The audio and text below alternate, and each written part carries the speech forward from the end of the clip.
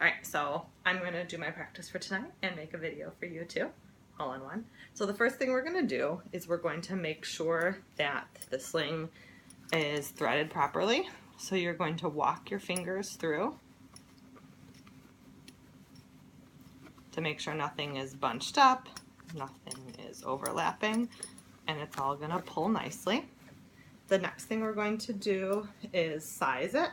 So I'm going to put the rings on my shoulders near where it would be and put my arm in to make sure that it isn't really too big or too small. We don't want to do a ton of adjusting afterwards, so your hand should be on your hip and then the top come out a little bit of ways.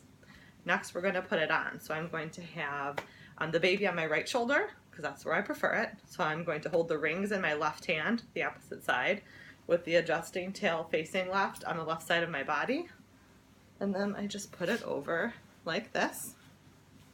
I'm going to make sure that it's not bunched up on the back.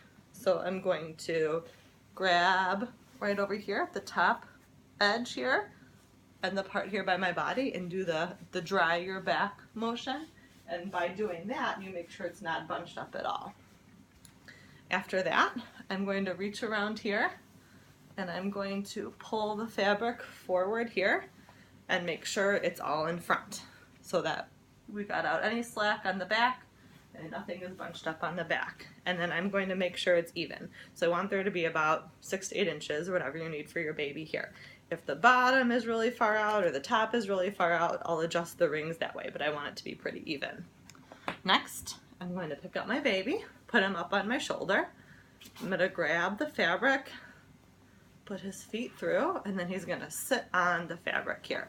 At that point, if my rings have come down really far, I'm going to grab here and adjust them so they're back up at corsage level. Now what I'm going to worry about is making sure that he's at the right level. So I have him where I want him to be, his arms are where I want to be, so I get him into that proper position. Then I grab about the top third of the fabric and pull it up enough that would actually cover the top of his head, but we're not going to do that, just going to be behind his back. And now we're going to start make a seat. So I'm going to reach in here and make the seat. Pull up some here, reach in here, and really get that bottom part of the fabric there. If it's too tight, I can always loosen up the rings a little bit, get there. And what I want, I had it a bit too tight, is I want to get that knee to knee. So I get that seat there. Still learning about working with this doll. There we go. But if I reach in here and I reach across to the other side, then I'm really able to pull it up in there. So that's what I should have done first, actually. One of the things I learned. So reach in from the ring side on top of his leg and pull it up there. So now I have a nice knee-to-knee seat. Now I have to tighten it up.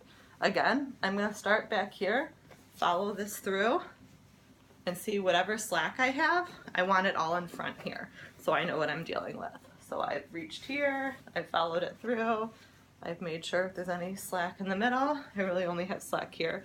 I have it by the rings. And then now is when I'm going to pull across my body. So I'm not pulling out, I'm not pulling down, I'm pulling in the direction of the fabric. So I did the top, now I pull the middle, do another one, and then the bottom, you just want to pull a little bit because you don't want to pop that seat out.